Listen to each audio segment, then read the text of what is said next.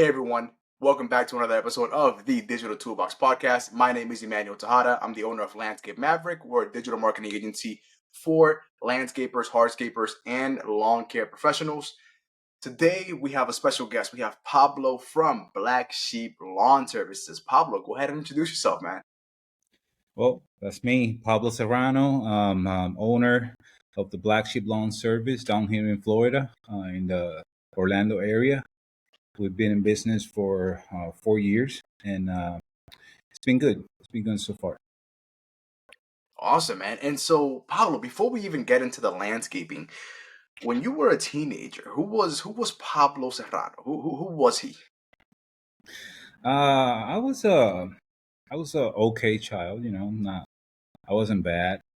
But I'm a middle child, so middle child tends to be a little bit more difficult, they say. Uh, but it's just they have a bigger brother, so they have to stand up more than the bigger brother, and then they have a little brother, so they have to look for that love from the family, so it's like so they're always kind of looking for attention. So I was kind of like that funny guy too, always have something funny to say in awkward situations. So yeah, in school I was pretty good, about average B student, Gotcha. So about like middle of the pack, little bit above average type of student. Yeah, you can say that. I wasn't I didn't study much. I was just paying attention to whatever the teacher say, and then so it was pretty cool. Gotcha. Hey, that's where it all begins, man. And so, and I know you weren't born in the U.S., right? You were born in Puerto Rico. Yes, sir. That's correct. And what part of Puerto Rico? How was that, by the way? Like, how was growing up in Puerto Rico? Because oftentimes, people that are not from the U.S., it gives us a different. Like, I wasn't born in the U.S. either. I'm Dominican. I was born in the Dominican Republic. They often say that it gives us more of like a open mind to things, right? We see things differently. How would you say growing up in Puerto Rico was like for you? Uh, yeah, it's completely different, completely different than the states. Uh, Being raised in Puerto Rico, put your mind aware of different things that you see around here in the states. So I was born and raised over there. Spent like 26 years in the island, on the west side, pretty close to the coast.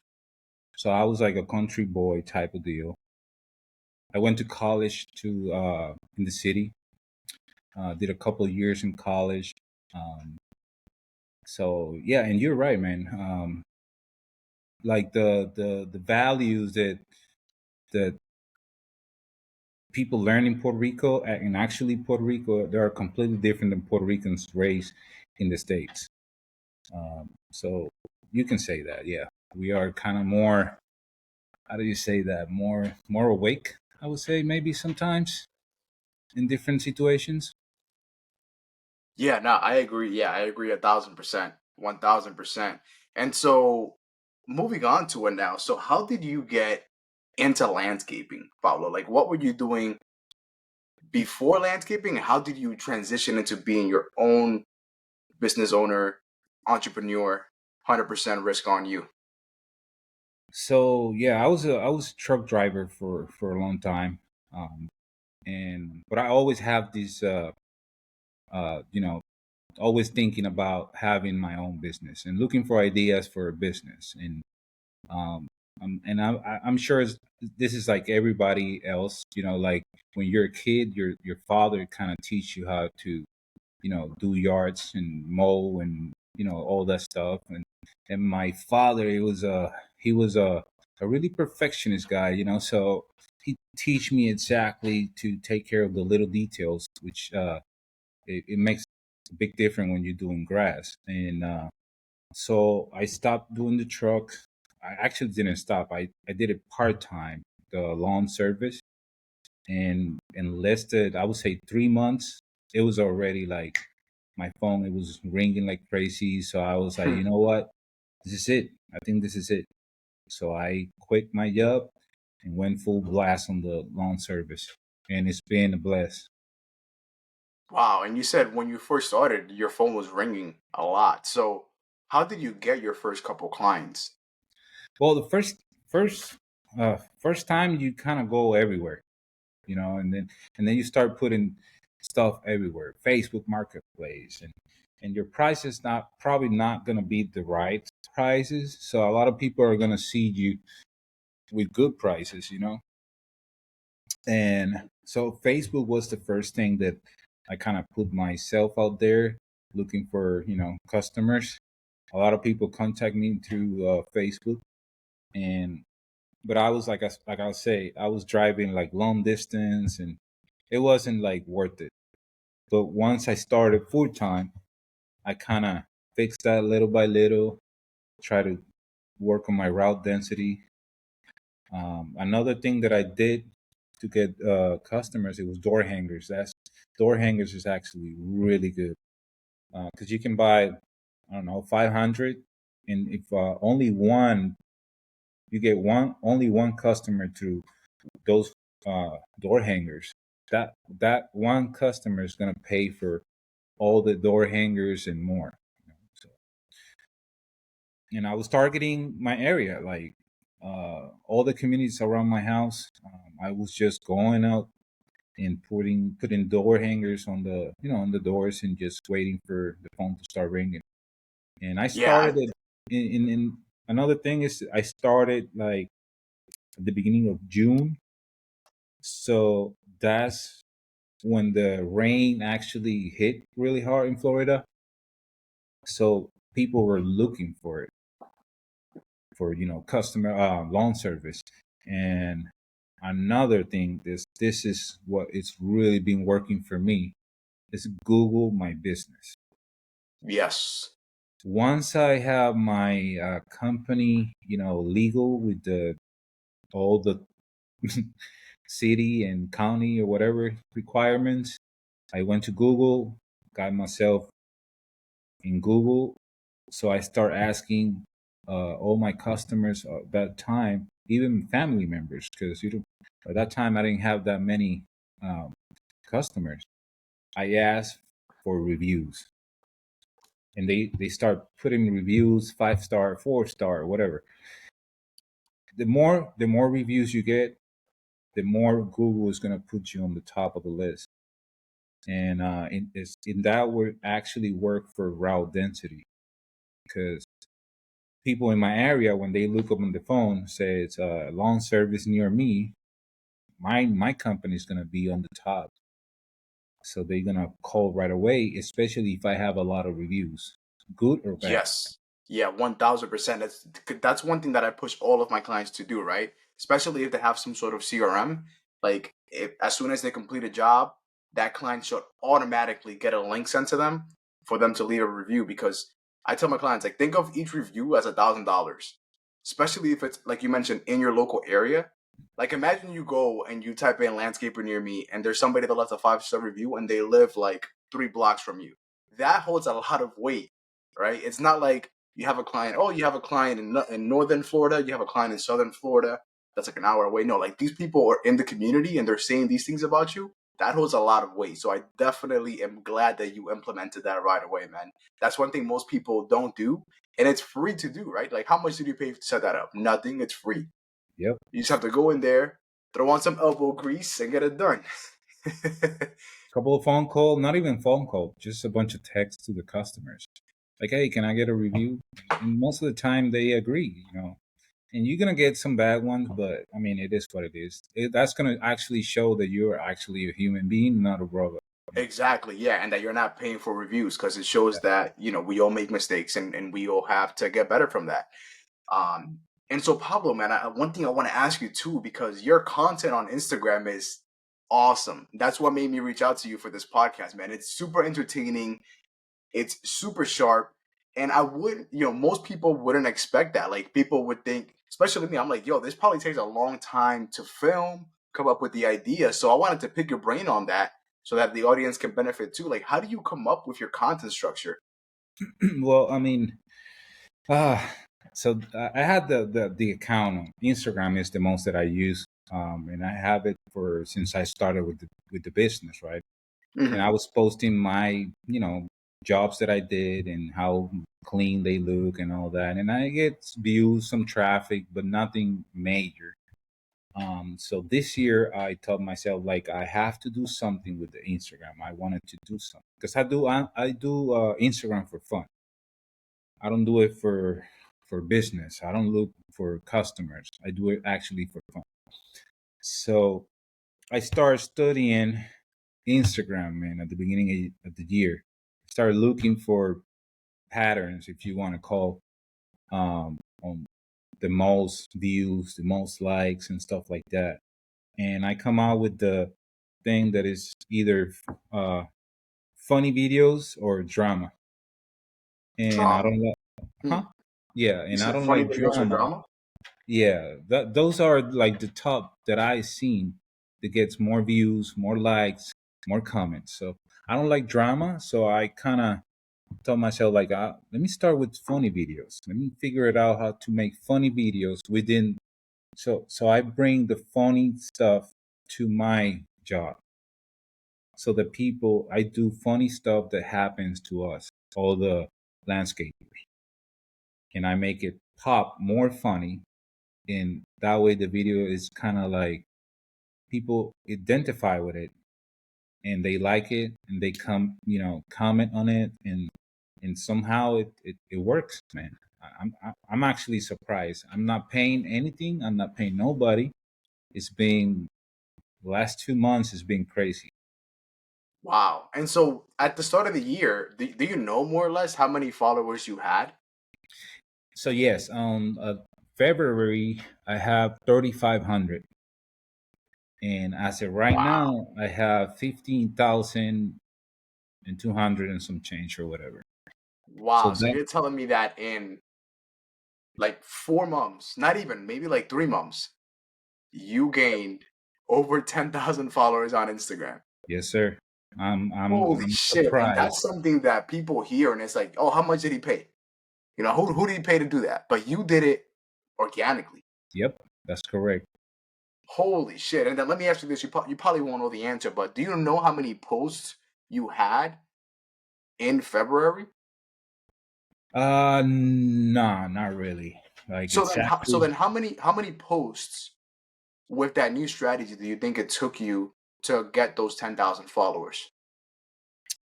So once I kind of figured out what the idea of what I have in my head, that how Instagram works, which I'm probably wrong, but it's been working for me. So I start posting at least something every day. Every day. And then once I start doing that, I realize that when I put a new reel or a new, photo or story or whatever, I start getting notifications from older videos. So I I realized that the algorithm, if I keep posting every day, the algorithm kind of push my content, like older videos, kind of push them out there. So yeah, one thing every day, man. I try Wow. to. So would you say that like one video kind of went viral and then from there you kept posting every day and you found that Instagram was still driving traffic even though Yes, you weren't going viral anymore with new content, but your older content was still yes, being pushed. exactly. So when I start posting every day, then my videos start getting more views, right? And then I did one video that went a little bit of viral, a couple of millions, and then after that, I was like, okay, I'm into something over here, so let me start posting for sure, something every day, and it's been working, man. And we're talking about what 12,000 followers in 3 months. That's Man, that To is me, that's big. incredible. And at what time do you usually like do you have a specific time that you film content or do you just go with the flow when you think of something you just pull out your tripod, set it down and then record it? So I watch in the evening when I go home and and relax or whatever. I start watching videos, reels, and whatever I think is funny, whatever I think whatever make me stop to actually look the entire video. I hear the sound. I look at the video, and then if I think it has potential, I save the audio right away. The Sometimes audio? even yeah, sometimes even I save the video, Mm. uh, and then I just most of the time I copy this stuff. But I instead of let's say if it's a detailer guy, he's gonna do something funny with the detailing business, you know. So I have to switch it out and do something funny for the grill industry. So it's not the same video. I'm not actually copying, but it's kind of like the same idea. And Wow. there's some other ones that I kind of come out with it, and they've been good videos out there. So I gotcha. I gotcha. And that's actually a great strategy. I'm actually gonna start implementing that myself as well. That's an awesome strategy because either way, whether we want to do it or not, we're gonna be using Instagram. We're gonna be using social media. So if something catches our attention, it's probably going to catch somebody else's attention. So it takes 2 seconds to hit save and exactly, save the audio. And then now you have that saved.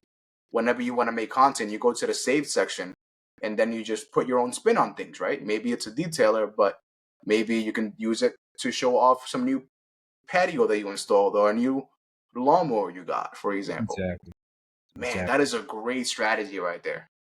And now I'm also thinking of stuff like all day long while I'm working. I'm actually like looking for stuff that happen, and every time I run into something that I actually think have potential, I'm like, wait a minute, that's a good video idea right there, and I can make it funny, and then boom, it just happened. Man, that is awesome. And do you find that now that you've gained those 12,000 followers in the last 4 or 5 months, or a lot of those, excuse me, or a lot of those your clients or like future clients, or most of those people just fans of landscaping overall? They're just either most of them are a fan of the green industry, whatever it's mowing or trimming or um, but there's a bunch of other people that is just random that they see the video, they think it's funny, they like it, they you know comment on it, and customer wise, I don't think I have too many customers on my Instagram because I try not to uh, push it to my customers. I'm not gonna do any video talking disrespect towards the customer size, because Right. it's still my company page. I want to keep it respectful. Yeah, But and yeah, reputation is everything, right? Reputation is everything. You don't want, word going around, oh, Pablo was doing this or talking shit about this client. He might do that with me, so let me not call him, right? You don't want that to happen. yeah, you can lose a lot if you cross that line. 100%, 100%. And now that you have such a following, and I'm sure it's going to keep growing, right? Especially now that you're in it's summertime, sun's out, you have a lot of jobs, especially now, spring rush. You're going to be filming a lot more content. So I expect you to get even more followers. Are you going to be promoting things? Like, for example, what if somebody came to you, maybe like Jobber or one of these bigger brands, and they wanted to work with you? Is that something you would be open to, like collaborations with them? Yeah, I'm open to anything. I already have a couple of things sent from the different companies, and I all they ask is just to make a small video and kind of give them a plug, and but yeah, I mean, eventually, if it turns to be something uh, big, let's say, then it's gonna be like getting paid for it. But for now, Man, that's awesome. So yeah, man, I'm gonna make a small clip of this, and I'm gonna tag the largest companies that provide for landscapers. Man, we're gonna get you. Hey guys, we have to get Pablo some new sponsors. Jobber, Teco Block. Who else? Who else? Steel. All the I big brands. We're do, gonna tag them on here, man. We're gonna get you some sponsors, man, for real. I do actually use Jobber, and it's a CRM is kind of like really nice to have. It's really easy to use, and That's yeah. awesome. Yeah, and let's talk about that now. Actually, as far as how you stay organized. So you mentioned you use Jobber. What are some of the features you use inside of Jobber that make your life easier?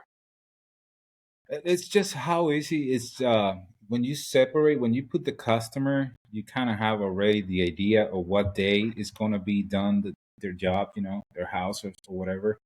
Um, so you put it in that specific day.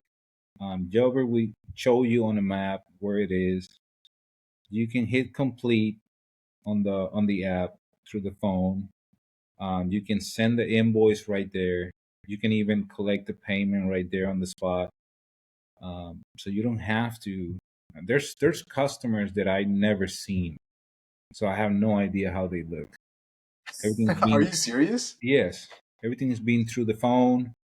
All the invoice, money, everything is through the phone. So there's a lot of customers that I actually don't, I haven't seen them ever.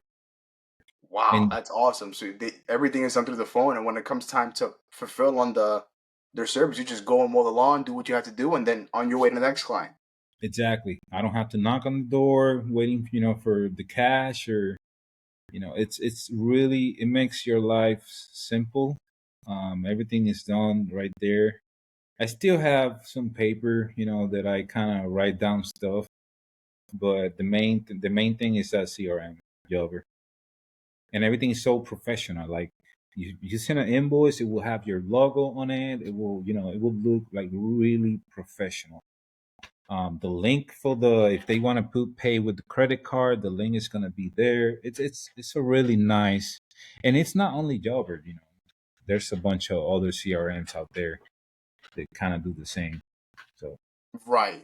Yeah, and it just comes down to using the one that works best, right? So, definitely all the listeners, test around, a lot of these softwares offer free trials. So, might be good to try House Call Pro, might be good to try Jobber, might be good to try Company Cam or some of the other ones, right? See which one is best for you.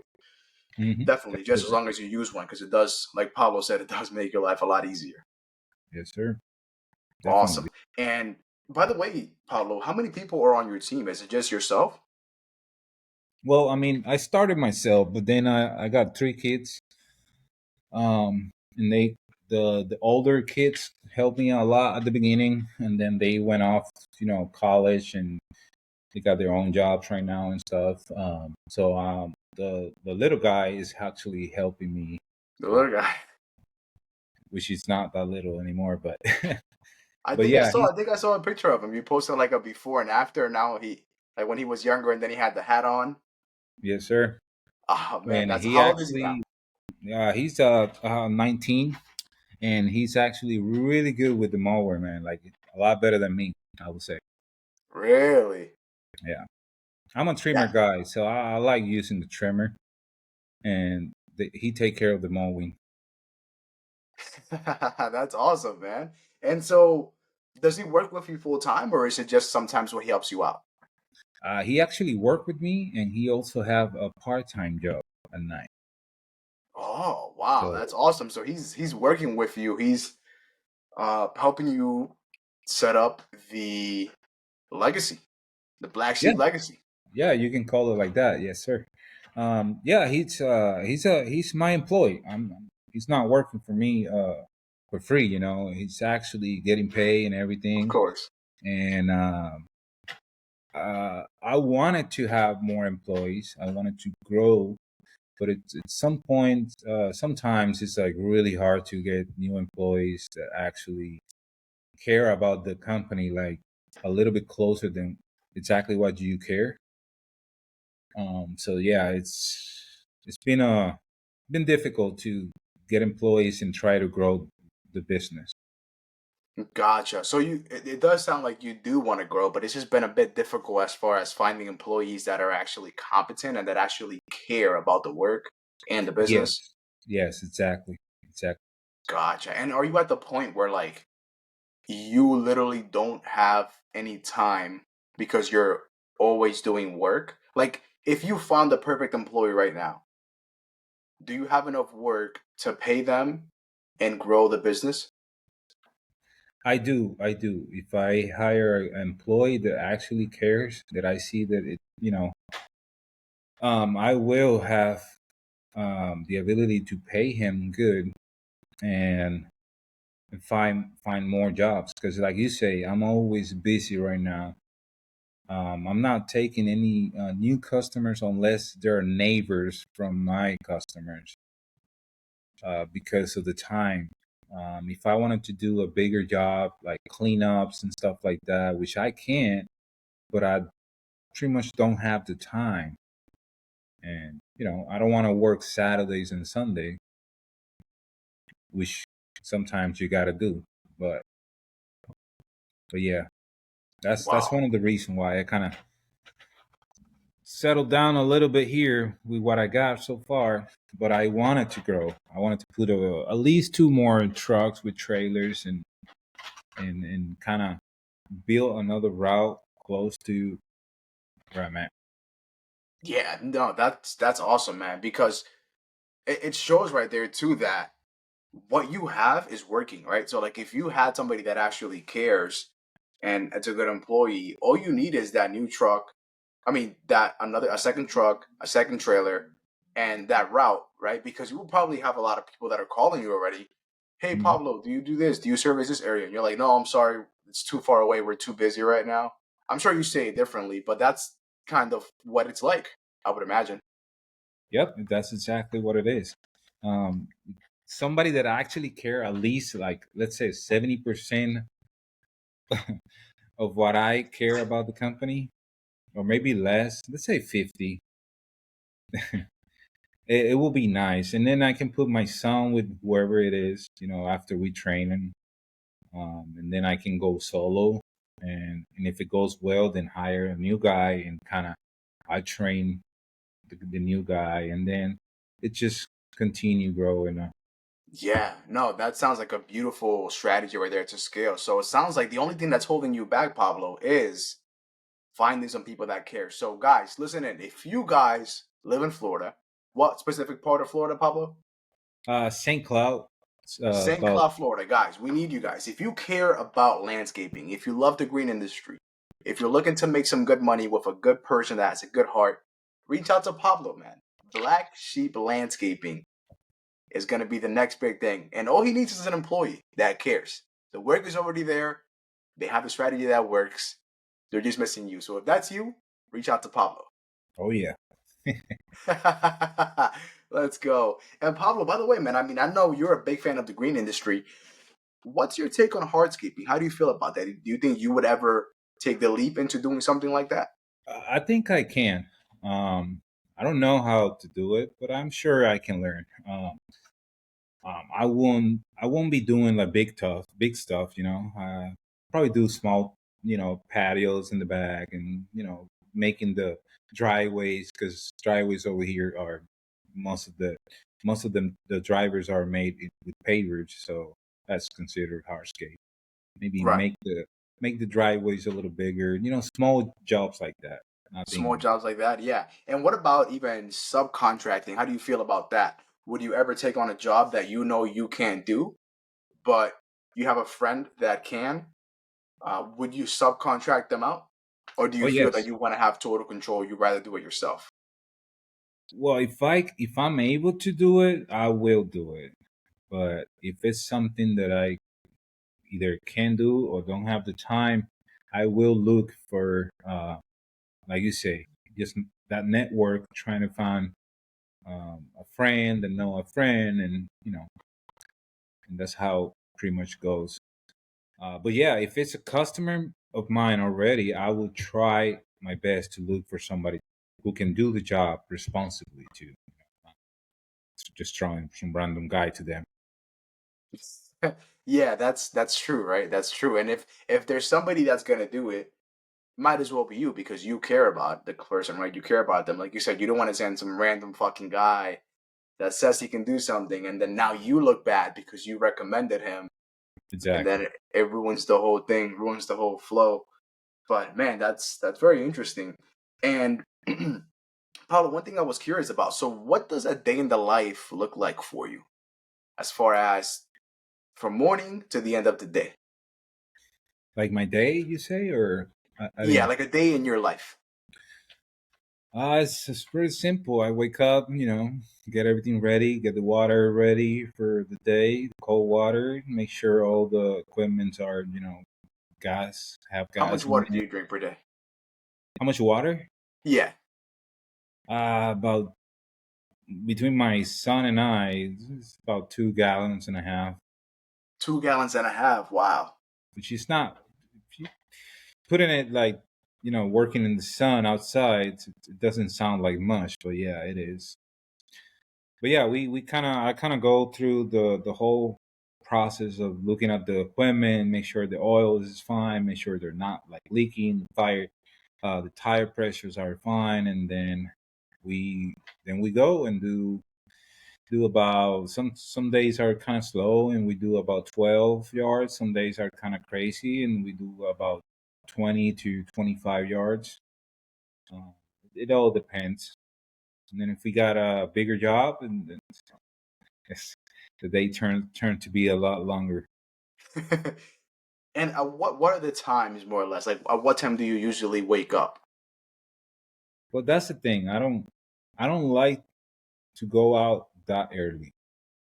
Like a lot of people be mowing already at 6 a.m.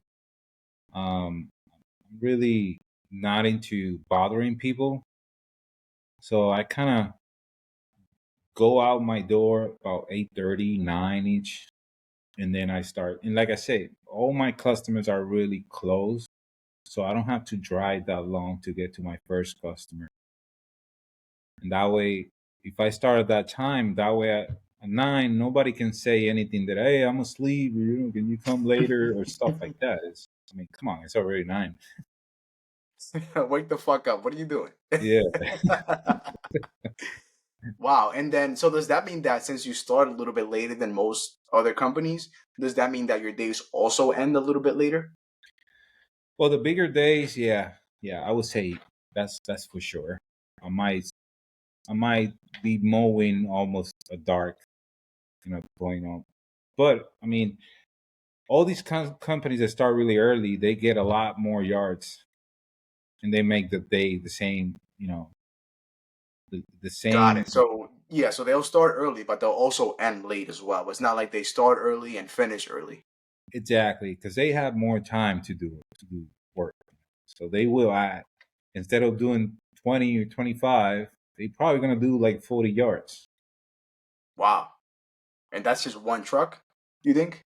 Yeah, Holy shit, that's that's intense. That's intense right there. I mean, And we're then, talking, yeah, we're talking about probably 10, 12 hours. People, work.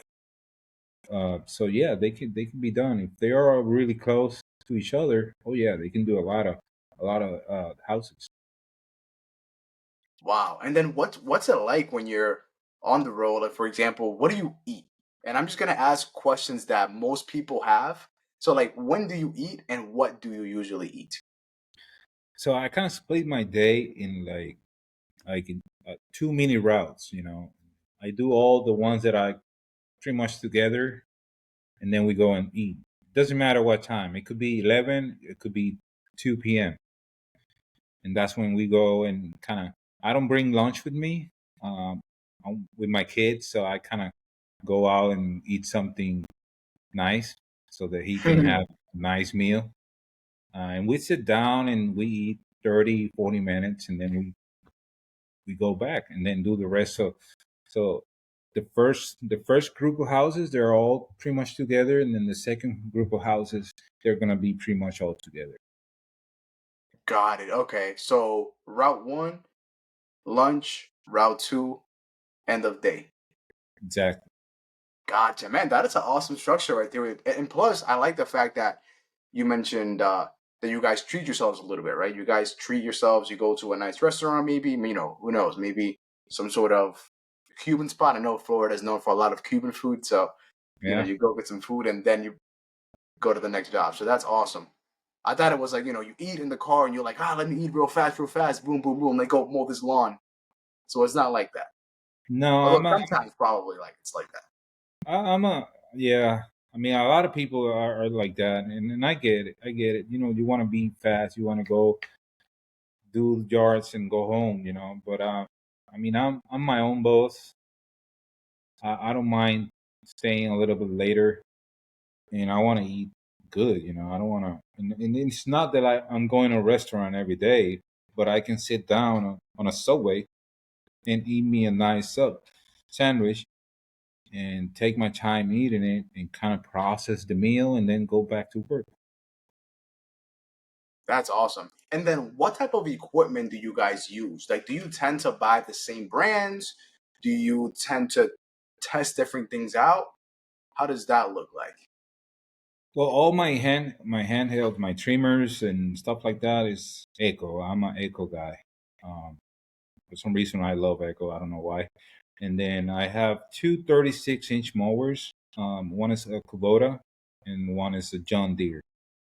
Um, I've been thinking of getting a 52-inch probably this year, but I do need a 36. That's a fact because I do so many houses with fence, and the 36 inches is the only one that it can fit through some of these gates to mow the backyard. Oh, and all that fits in one truck or one uh trailer?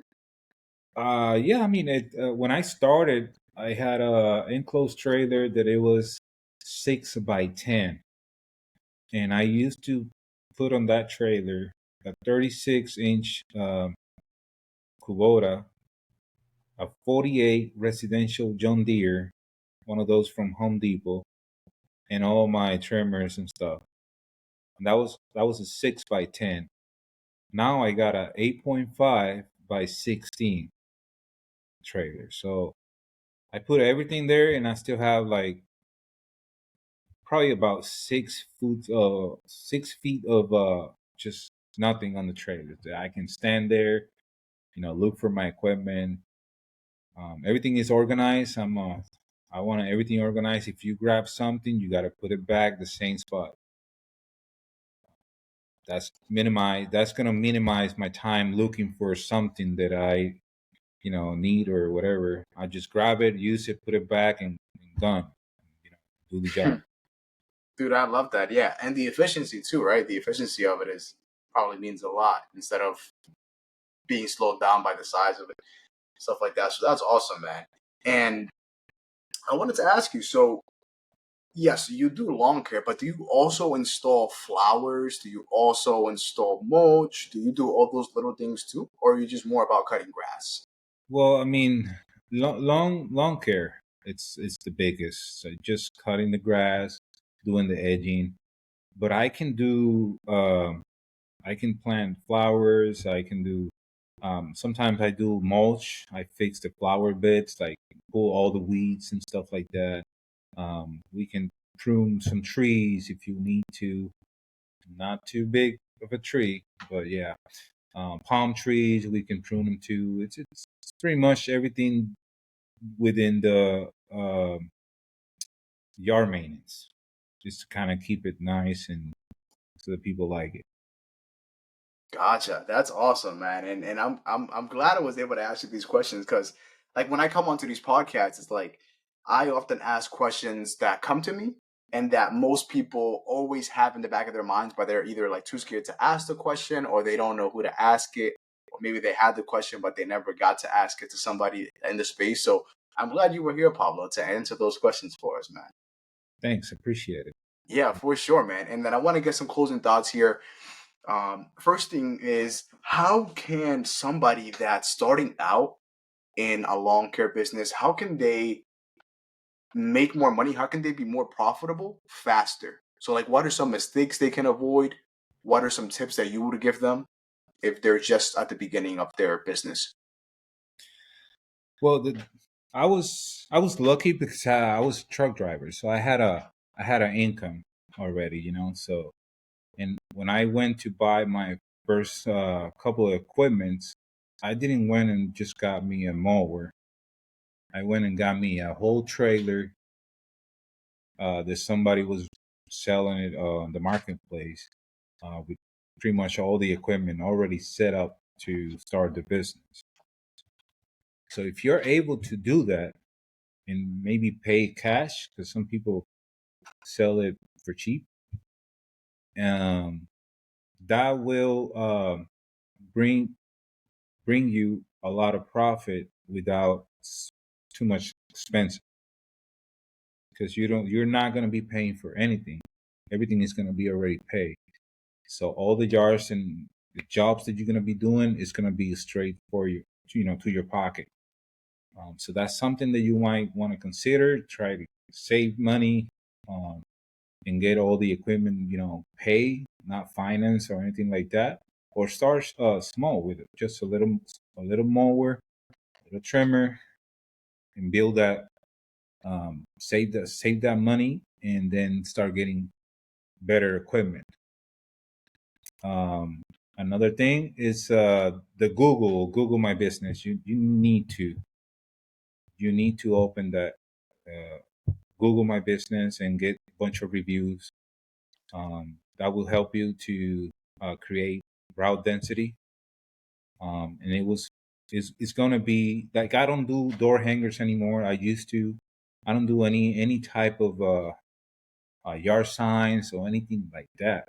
All I do is have my Google account, and people call you. And if the more reviews you have, the more Google is going to put you on the top, which is good.